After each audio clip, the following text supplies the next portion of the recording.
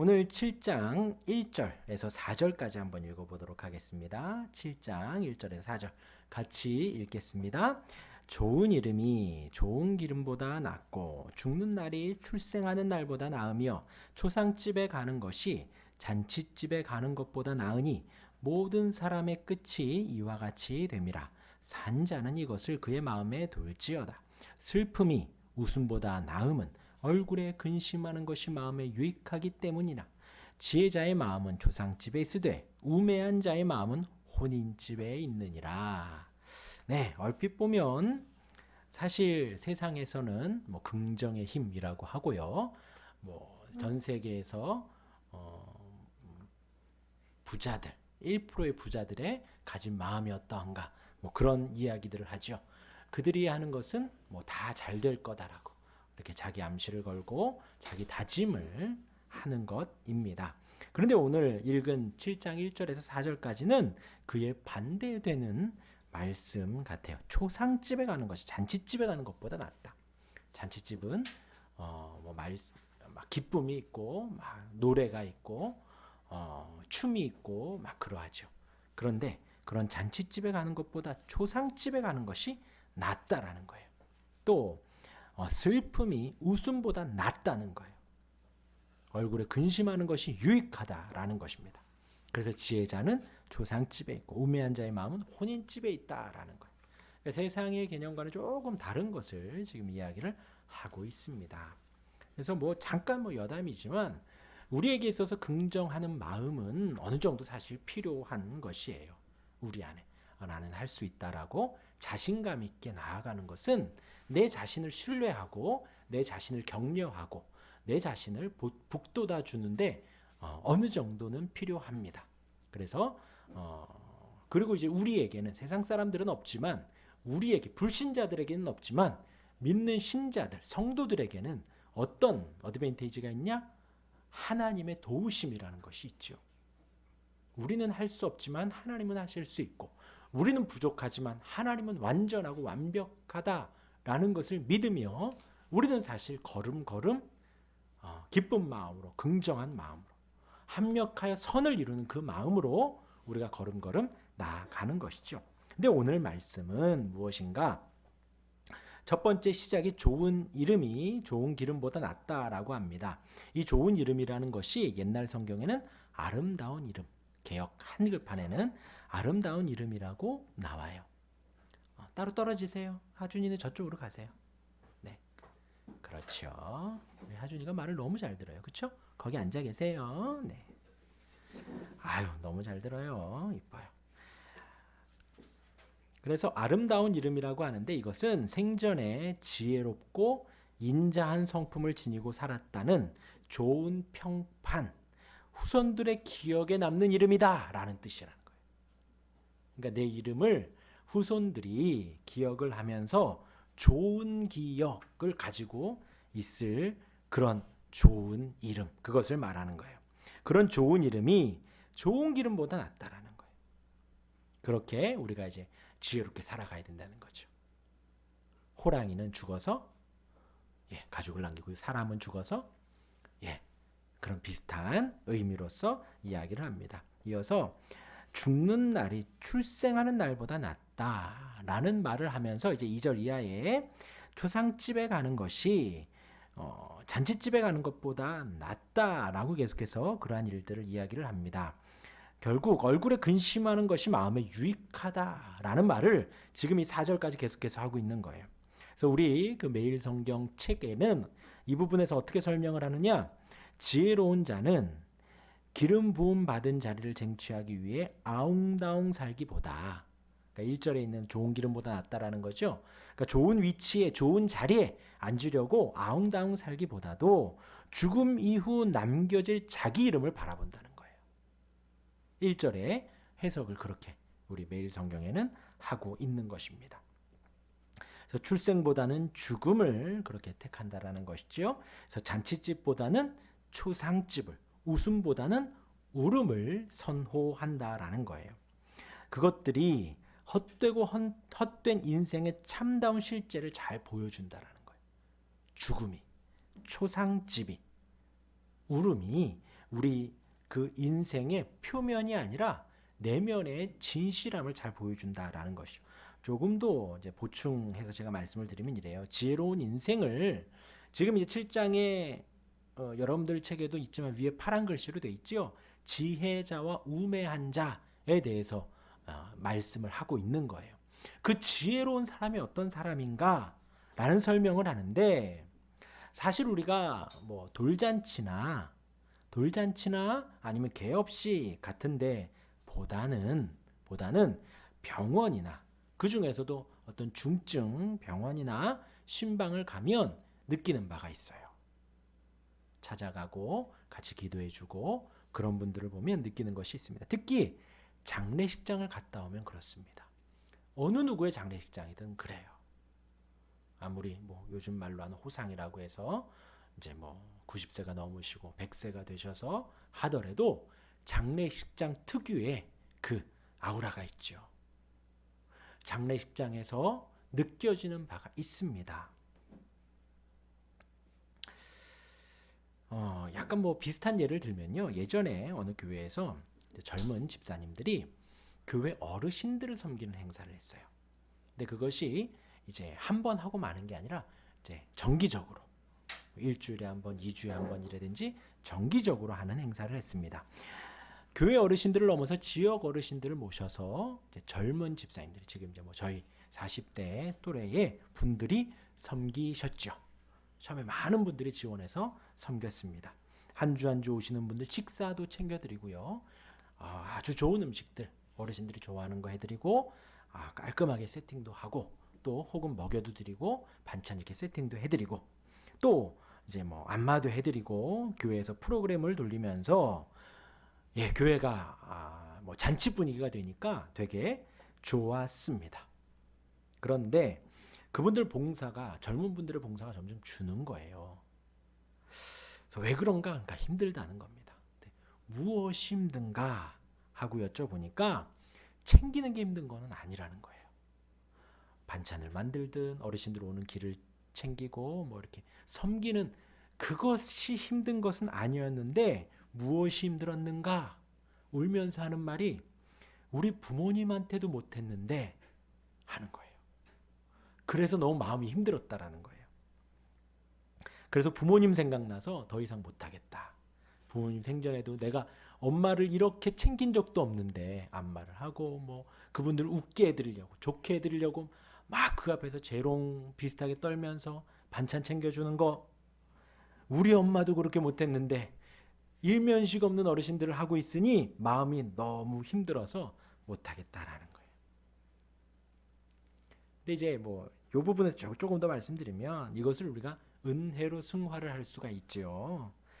이렇게 이제 교회 어르신들을 섬기면서 그런 죄책감을 잠시 묻어두고 현재 살아계신 부모님에게 잘 섬기면 되겠지요. 혹 부모님이 일찍 돌아가셨다면 가정에 어르신들이 있잖아요. 주변에 어르신들이 있잖아요. 내 엄마다, 내 아빠다 싶은 분들을 그렇게 섬기면 되겠습니다. 그것이 지혜라는 거예요. 조상집과 슬픔이 우리에게 그러한 지혜를 준다라는 거예요. 그러한 지혜를. 그곳에 가면 그분의 죽음과 장례식장이나 초상집에 가면 그분의 죽음과 또 지금 거기서 슬퍼하는 이들 아쉬워하고 그런 이들을 보면서 우리 마음 안에 정리되어지고 생각되어지는 것들이 있다라는 것이지요. 그렇게 하지 말아야지. 내가 이렇게 살면 안 되지. 두 번째로 지금 해야 할 것을 꼭 해야지. 라는 마음들이 든다라는 것입니다. 초상집을 가면. 그게 바로 지혜라는 거예요. 그런데 잔치집을 가거나 아까 말씀드린 대로 돌잔치나 개업식 가면 뭐 잘해야지. 네, 거기에서도 우리가 도전을 받지만 궁극적으로 우리 마음 안에 마음 깊이 무엇인가 힘을 주고 결심을 주고 결단을 주는 것은 초상집과 슬픔이 그러하다라는 거예요. 조금 더 비슷하게 말씀을 드리면 동의하실지 모르지만 1등의 마음가짐이 어떠한가? 1등은 자기가 공부를 못하면 어떡하지 하면서 공부하는 사람들이죠. 내가 지금 1시간 더 못하면 내일 시험 망치면 어떡하지? 그들에게 있어서의 망침은 한 개 틀린 건데요. 근데 그들은 그 한 개도 안 틀리려고 열심히 공부한다는 거죠. 근데 그 마음 중심엔 어떤 게 있냐? 나는 공부를 못해. 그래서 열심히 해야 돼. 나는 지금 이거 안 하면 안 돼. 어떤 그런 마음에서 공부를 열심히 한다는 거예요. 그런데 반대로 꼴찌는 어떠한가? 지금도 좋다. 괜찮다. 그래서 공부 조금 하다가 머리 아프고 졸리고 그럼 그래 내일 하면 되지 뭐. 근심이 없는 거예요. 제가 후자를 잘 압니다. 제가 그렇게 살기 때문에 조금 머리 아프면 저는 하지 않아요. 행복하게 살기. 그 슬픔과 초상집이 우리에게 그러한 약간의 스트레스와 약간의 마음 안에 주는 도전과 마음이 있다라는 거예요. 그것을 성경에서 오늘 전도서 7장에서는 지혜자다라는 것으로 이야기를 합니다. 지혜로운 우리가 되기를 바랍니다. 그렇다고 이제 뭐 슬퍼하고 초상집에서 우울하고 계속해서 동굴로 들어가시면 안 돼요. 내 마음 나는 왜 이러지? 나는 왜 이러지? 자꾸 파고들면 안 되죠. 그래서 적당히 우리가 균형을 좀 이루어야 하겠습니다. 지혜로워지시기를 바랍니다. 그리고 이제 5절에 보면요. 지혜로운 사람의 책망을 듣는 것이 우매한 자들의 노래를 듣는 것보다 나으니라. 누가 책망을 좋아하는 사람이 어디 있겠어요. 그렇죠? 그런데 지혜로운 사람의 책망을 듣는 것이 낫다라는 거예요. 근데 우리는 사실 노래를 듣고 싶어 해요. 노래를. 어떤 노래죠? 잘한다 잘한다 잘한다. 그런 노래를 우리는 사실 듣고 싶다라는 거예요. 내가 지금 가고 있는 길이 잘하고 있나? 너 잘하고 있어 라는 말을 듣고 싶은 거예요. 그런데 정말 힘든 것은 너 그러면 안 돼. 이렇게 해야지 저렇게 해야지 하는 말을 우리 옆에서 하면 정말 듣기 힘들어요. 그런데 오늘 지혜로운 사람의 책망을 듣는 것, 그것이 낫다라는 거예요. 그것은 분명 우리를 생각하게 합니다. 그렇죠? 다짐하게 하고요. 한 걸음 더 가게 하는 거예요. 우선 여기까지 보고요. 우리 7장 마지막 절을 한번 보겠습니다. 우리 29절. 7장 29절 우리 같이 한번 읽어보겠습니다. 내가 깨달은 것은 오직 이것이라. 곧 하나님은 사람을 정직하게 지으셨으나 사람이 많은 꾀들을 낸 것이니라. 이제 지혜자와 우매자, 지혜롭게 살아야 될 것과 어리석게 살아야 될 것들을 7장에서 쫙 나열을 한 후에 7장 마지막을 무엇이라고 하는가? 내가 깨달은 것은 오직 이것이라 라고 하면서 하나님은 사람을 정직하게 지었다라는 거예요. 그래서 저자가 인생 문제를 연구했지만 결국 그 답을 얻지 못했다라는 거예요. 여러분들 아실 거예요. 인간학, 사회학, 또 뭐 교육학, 심리학 등등은 어떤 이론이 잘 정립되어 있지 않죠. 그 모든 것에 있어서의 이론은 그 해당 사람에게만 주어져 있다라는 거예요. 그래서 시간이 지나고 지나도 다 케이스 바이 케이스라는 거예요. 이 사람 다르고 이 사람 다르고. 다만 많은 사람들의 퍼센테이지가 이러하다라는 것 정도로 도움을 줄 수 있지 그렇지 않다라는 것입니다. 마찬가지라는 거예요. 이 전도자도 인생 문제를 연구했지만 그 해답을 제대로 얻지 못했다. 그러나 그 가운데 깨달은 것 한 가지는 하나님이 사람을 정직하게 지으셨다. 정직하신 하나님이 정직하게 사람을 만드셨다라는 거예요. 그런데 사람은 많은 꾀를 낸다라는 것이죠. 아담을 보면 알 수 있습니다. 아담은 당시 에덴 동산의 주인 역할을 했습니다. 모든 생물들의 이름을 지으며 다스리고 통치했습니다. 에덴에 있는 모든 것을 마음대로 먹을 수 있게 하셨어요. 하나님께서 임의대로 먹어라 명령하셨습니다. 그러니까 아담이 해야 할 일 사실 되게 많았어요. 혼자 단신으로 에덴 동산의 모든 살림을 도맡아 했어야 하니까요. 이름을 지어주고 다스리고 경작하고 하라 했죠. 다 이렇게 돌보라는 거예요. 돌보라는 거. 그러면서도 거기 있는 거 다 먹으라고 했습니다. 뭐만 빼고요? 선악을 알게 하는 나무만 빼고요. 하나님이 주신 선악과 그것을 먹지 말라 하였어요.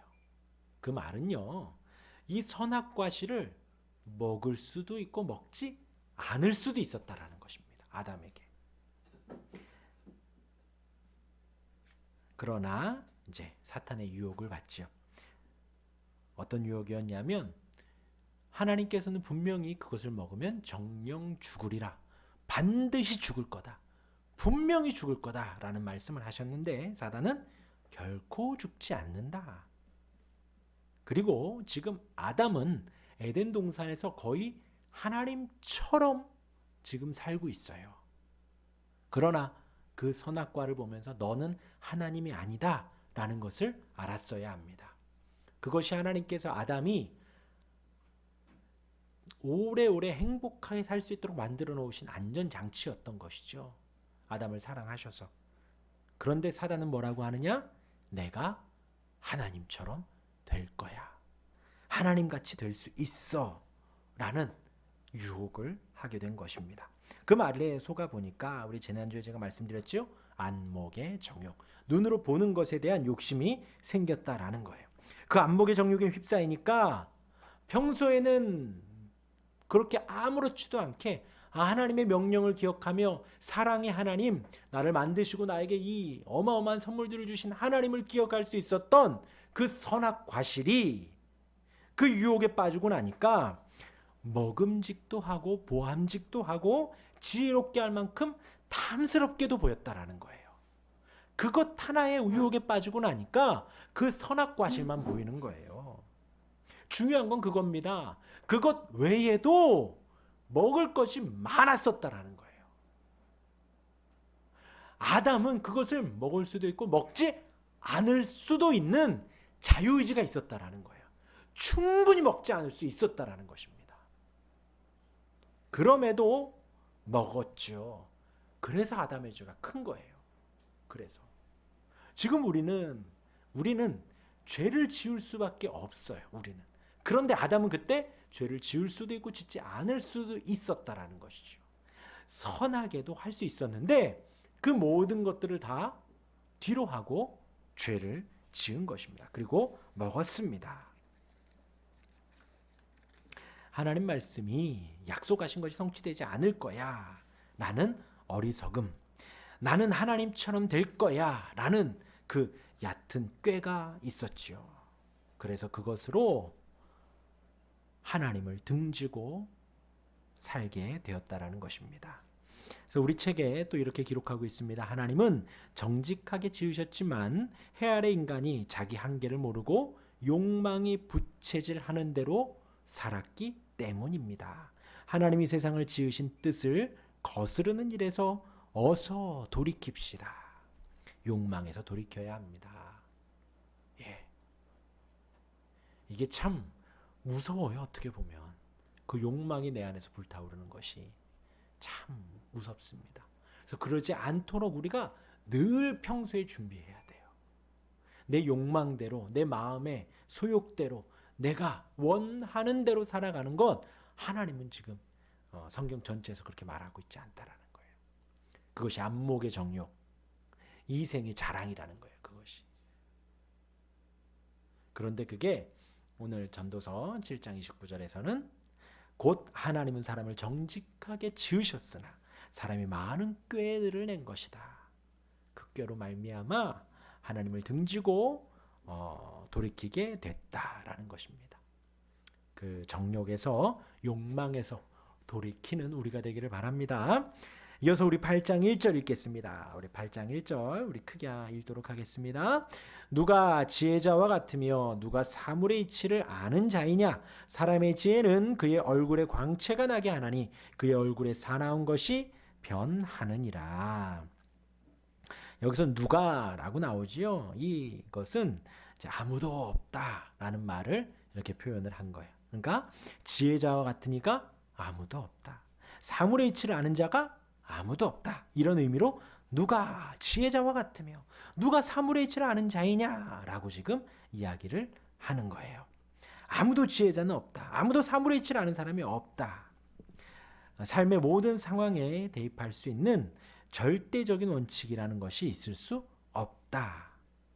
예, 아까 말씀드렸죠. 사회학, 교육학, 상담학 등등 그런 부분에 있어서는 인간학 등등에 있어서는 제대로 된 이론이 없다라는 거예요. 그때에는 맞을 수 있지만 지금은 또 틀릴 수가 있고요. 이 김 씨에게는 맞을 수 있지만 신 씨에게는 다를 수 있다라는 거예요. 남자에게는 맞지만 여자에게는 맞지 않을 수도 있다라는 것입니다. 그때는 맞고 지금은 틀린 경우가 있다. 거기서는 진리이지만 여기서는 그렇지 않은 경우가 허다하다. 예, 저희 신대원 이제 수업 때 이제 전도학에서 그런 이야기를 했습니다. 전국에 있는 교회들 중에서 이렇게 막 인원수가 많아지는 전도를 잘하고 전도를 많이 하는 교회들의 사례를 막 듣습니다. 그런데 이제 그 하신 교수님이 하시는 말씀이 그래요. 뭐 여러 가지 교회마다 프로그램이 있어요. 뭐 전도 프로그램들도 있고 뭐 사람들 막 이렇게 하는 프로그램들이 있지만 그래서 전국에 있는 목사님들 섬기고 이렇게 와서 거기에서 목사님들이나 뭐 성도들이 가서 이제 막 하기 하지만 이게 그 교회에서는 맞지만 다른 교회에서는 맞지 않는 경우가 많다라는 거예요. 그러면서 그 목사님이 하신 말씀이 뭐였냐면 여기에서 했던 프로그램이 다른 교회에서 맞아요. 근데 그 교회는 어떤 프로그램을 가져가도 다 된다라는 거예요. 다 된다라는 거예요. 그러니까 그 교회에서 맞으면 그 교회에서 맞는 거고 이 교회는 또 이 교회대로 성장을 하고 잘하는 것이고 한다라는 것이죠. 딱 맞는 답이 없다라는 거예요. 그것이 비단 교회뿐만이 아니라 우리 사람에게도 마찬가지입니다. 그때는 맞을 수 있지요. 지금은 틀릴 수 있습니다. 또 거기서는 진리 같이 할 수 있지만 여기서는 그렇지 않을 수 있다라는 거예요. 이런 상황에서 우리가 가져야 할 마음은 때와 상황, 그때그때 맞게 우리가 행동해야 한다는 것입니다. 또한 내 삶에서 통한 이치로 타인의 상황을 평가하고 함부로 충고해서는 안 된다라는 거예요. 그러니까 내가 이렇게 살아왔으니까 너도 이렇게 해야 돼. 그것은 틀린 거야. 예, 요즘에 뭐라 그러죠? 나 때는 뭐 그러잖아요. 그게 이제 안 된다는. 그렇게 섣불리 판단할 것이 아니다라는 것이지요. 그런 이제 이어서 지혜가 있는 사람들, 그 사람들은 어떠한가? 누가 사물의 이치를 아는 자이냐? 사람의 지혜는 하고 나오죠. 그 앞가지가 바로 그거예요. 지혜자와 사물의 이치를 아는 자가 없다라는 거예요. 지금은 알아도 나중에 모를 수가 있고, 지금은 몰라도 나중에는 알 수가 있고, 지금은 안 된 것이 나중에는 될 수가 있고 그런 것을 말하지요. 예, 사실 우리 교회 저희 교회에서 지금 하고 있는 부분들이요. 제가 한 20여 년 여태까지 부목사 사역하면서 한 번도 안 해봤던 것들이에요. 물론 비슷하게는 해봤지만 저희가 지금 하고 있는 것들이 뭐 그때 잘 됐으니까 여기서도 해야지 그런 것은 지금 안 하고 있다라는 거예요. 우리 교회에 맞게 한 분 한 분에게 맞게 하나님이 인도하시는 대로 우리가 지금 해가고 있는 것이죠. 그러할 때 사람의 지혜는 그의 얼굴에 광채가 나게 하나니 그의 얼굴에 사나운 것이 변한다라고 합니다. 그 지혜가 무엇인가? 하나님의 뜻을 따르고 하나님의 말씀을 따르는 자들, 그런 사람에게는 광채가 난다라는 거예요. 광채가. 스데반의 마지막 설교를 할 때의 모습을 우리는 기억하지요. 사람들이 주변에 몰려 있습니다. 돌을 던져요. 조그만 돌 던진다고 사람이 죽거나 하지 않죠. 그 주변에 모인 사람들이 어떤 돌을 얼마나 많이 들고 있는가를 생각을 해야 돼요. 한 사람이, 그렇죠? 스데반 집사니까 저희 나이 또래 좀 될 거예요. 그런데 설교를 하고 그 돌에 맞아 죽을 정도라면 그 주변에 있는 사람들이 얼마나 살기 등등했겠는가라는 거예요. 그런데 마지막 설교를 하고 돌에 맞아 죽는데도 얼굴에 빛이 났다고 성경은 사도행전 6장에서 기록하고 있습니다. 사람이 가지고 있는 내적인 것, 우리의 심령, 영혼의 품격과 내용은 반드시 외모로 나타난다라는 거예요. 하나님이 주신 내적인 평안과 지혜를 소유한 자는 틀림없이 그 삶을 통해 내부의 빛이 드러난다라는 것입니다. 그러니까 우리 마음 안에 지금 여기에 있는 어리석은 것들과 어떤 인간의 사사로운 이론들만 가득 차 있으면 빛이 안 나요.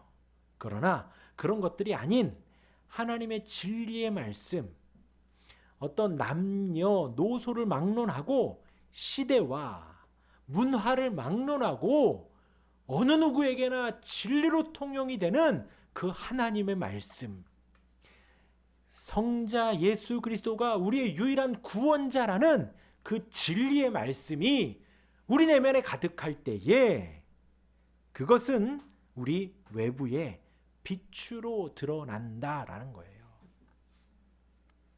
마태복음 17장 2절에 보면 베드로와 야고보와 요한을 데리고 예수님이 높은 산에 올라가십니다. 우리가 잘 아는 예수님이 변화됐기 때문에 변화산이라고 하지요. 올라가셔서 변형되십니다. 그 얼굴이 해같이 빛나며 옷이 빛과 같이 희어졌더라 하는 거예요. 사람의 몸을 취하신 성자 하나님, 사람의 몸이지만 목수의 아들이고 단순히 그때 당시에 유대인 정도로밖에는 보이지 않는 그런 허름한 행색의 한 30대의 청년이 그 마음 안에는 무엇이 있는가? 온 세상을 비추는, 진리의 빛으로 비추는 광채가 있는데 그것을 숨기지 못하는 거예요. 그 빛이 예수님에게서 희양찬란하게 비쳐 나오는 것입니다. 그 앞에 있는 베드로와 야고보와 요한이 그 빛을 감당 못하는 거예요. 하나님이 우리에게 그 빛으로 다가오십니다. 우리의 내면이 진리로 충만할 때에 우리의 눈빛으로 드러납니다. 우리의 눈빛으로, 우리의 삶으로 드러나요. 우리의 행동으로 드러나요. 그것이 진정일 때에 우리의 삶으로 드러나서 우리의 신앙생활이 외식과 가식으로 물들지 않는다라는 거예요. 그 선행이 하나님 앞에 옳다라는 것입니다. 단순히 우리 행동 양식을 바꿔서 기부하고 착한 일하고 도와주고 설거지하고 섬겨주고 그것이 아니라 우리 내면에 있는 하나님의 빛이 발할 때 그러한 행동들이 자연스럽게 나온다라는 거예요. 그 빛으로 충만해지는 저와 여러분들 되길 바랍니다. 우리 9장 1절 읽겠습니다. 9장 1절 시작. 이 모든 것을 내가 마음에 두고 이 모든 것을 살펴본즉 의인들이나 지혜자들이나 그들의 행위나 모두 다 하나님의 손 안에 있으니 사랑을 받을는지 미움을 받을는지 사람이 알지 못하는 것은 모두 그들의 미래의 일들임이라. 8장에서 시작된 하나님의 신비스러운 섭리에 대해서 계속해서 언급하고 있습니다. 세상에 많은 사건들이 인간의 통제 능력을 초월해서 있습니다. 이 세상에서는 의인이라고 해서 반드시 형통한 삶을 산다고 할 수 없다라는 것이죠. 이러한 인생 속에서 신비스러운 하나님의 섭리를 깨닫는 것은 시간이 걸리기도 합니다. 오늘 9장 1절은 모든 인간과 그 활동이 하나님의 권세 아래에 있다라는 거예요. 하나님의 지시에 따라 움직인다고 하는 것입니다. 우리는 인간에게 닥치는 사건들로부터 하나님께서 어떤 계획을 가지셨는지 우리는 판단할 수 없다라는 거예요. 그 모든 것은 자비롭고 전능하신 하나님의 손에 의해서 이루어지기 때문입니다. 1절이 그 말을 하는 거예요. 그 말을. 우리 책에는 이렇게 기록되어져 있습니다. 세상 이치를 잘 깨닫는 지혜자의 일이나 선을 행하는 의인의 일은 모두 하나님의 손에 달려 있습니다. 전도자 저자는 의인들이 행한 대로 보상받지 못하는 것을 보면서 인간은 아무도 자신의 미래를 알 수 없음을 깨닫습니다. 내 선의가 미움으로 돌아오기도 하고 악인의 속임수에 세상이 환호하기도 합니다.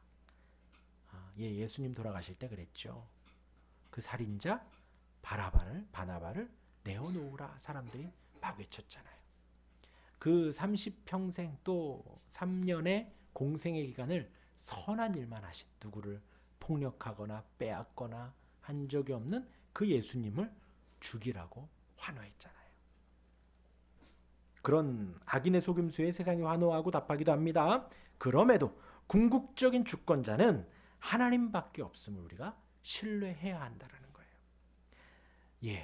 당장 열매가 없더라도, 사람들의 환호가 없더라도 상관없는 마음으로, 그래도 괜찮다는 마음으로 하나님을 따라 선을 행할 용기와 담대함을 구해야 합니다. 이것이 우리 성도로서의 일이다라는 거예요. 이어서 이제 13절에서 16절 제가 한번 잠깐 읽어드리면요. 내가 또 해 아래에서 9장 13절 16절입니다. 해 아래에서 지혜를 보고 내가 크게 여긴 것이 이러하니 곧 작고 인구가 많지 아니한 어떤 성읍에 큰 왕이 와서 그것을 에워싸고 큰 흉벽을 쌓고 치고자 할 때에 그 성읍 가운데에 가난한 지혜자가 있어서 그의 지혜로 그 성읍을 건진 그것이라. 그러나 그 가난한 자를 기억하는 사람이 없었도다. 그러므로 내가 이르기를 지혜가 힘보다 나으나 가난한 자의 지혜가 멸시를 받고 그의 말들을 사람들이 듣지 아니한다. 그렇게 멸시를 받고 듣지도 않을 수도 있다라는 거예요. 사람들의 편견과 고집이, 세상 사람들의 편견과 고집이 한 성읍을 구한 지혜를 인정하지 않고 가치 없는 것으로 여긴다라는 거예요. 지금 이 시대의 성경이 그러하죠. 하나님의 말씀이 그렇게 취급을 받습니다. 성경은 우리를 구하는 가장 지혜로운 책이지요. 칼빈이 그런 말을 했어요. 창세기부터 계시록까지 우리가 선한 양심으로 차분히 읽어가면 누구든 하나님을 만날 수 있다 그랬어요. 그런 귀한 책인 성경을 세상 사람들은 멸시해요. 취급도 안 합니다. 하지만 온 세상의 베스트셀러예요. 그렇죠? 별 가치가 없다고 하지만 실상 그렇지 않습니다.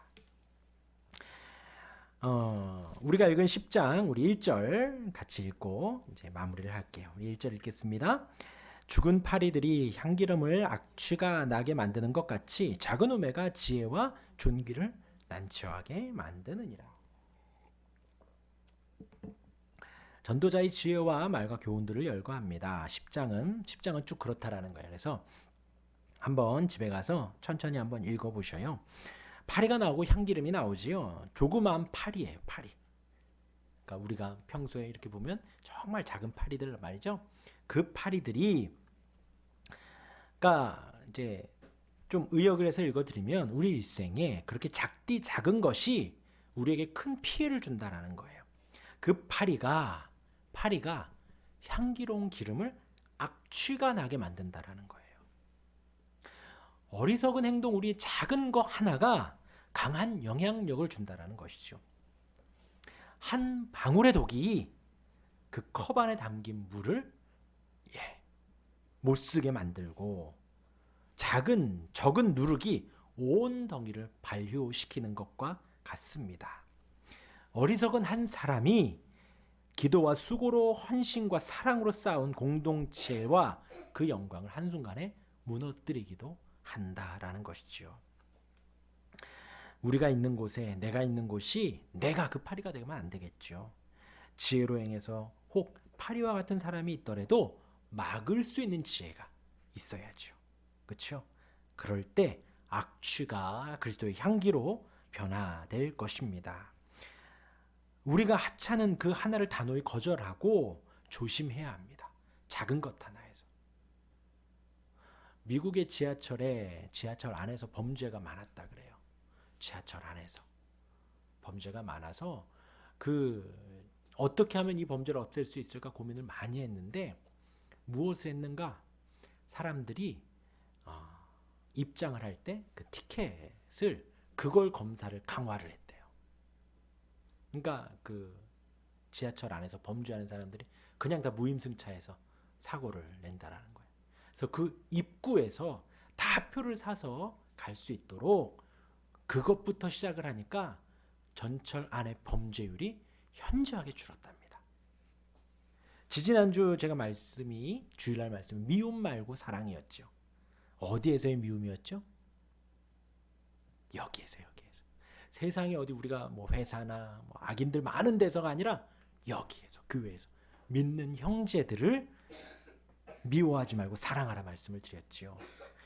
근데 왜냐하면 요한이 쓴 말인데, 요한일서의 말인데 이 안에서 미움과 시기와 질투가 생겨난다라는 거예요. 근데 뭐 사실 별것 아니라고 여길 수 있어요. 다 믿는 사람이니까. 집사님이, 권사님이, 장로님, 목사님이고 하니까 믿는 사람들이니까 우리가 터부시 여길 수 있습니다. 그런데 요한은 거기에서 그렇게 미움과 시기가 질투가 있을 때 어느새 우리는 어둠 가운데 들어가게 되고요. 그 어둠에서 우리가 허우적댈 때 결국 우리의 눈을 멀 수 있다라고 요한이 경고하는 거예요. 그러기에 우리는 이 안에서 서로 사랑하고 존중하고 품어주고 용서하고 섬겨주는 연습, 그렇게 섬기며 살아가는 신앙의 삶을 여기에서부터 시작해야 된다는 거예요. 그 작은 것 하나가 파리가 될 수도 있고 썩은 악취가 될 수도 있고 그 작은 것 하나가 우리의 신앙의 삶, 그리스도의 향기로운 향기로 우리에게 품어줄 수가 있는 거예요. 그러할 때 우리는 예수님 명령처럼 원수를 사랑하고 용서해주고 원수를 위해서 또한 기도해 줄 수 있는 우리가 될 것입니다. 이렇게 오늘 10장까지 마치고요. 그 이하에 있는 말씀들 한번 천천히 읽어보세요. 재밌습니다. 읽어보시기 바랍니다. 우리 기도하겠습니다. 우리 주의 도를 버리고 우리 어린이들 잠바 입어도 돼요. 추우면.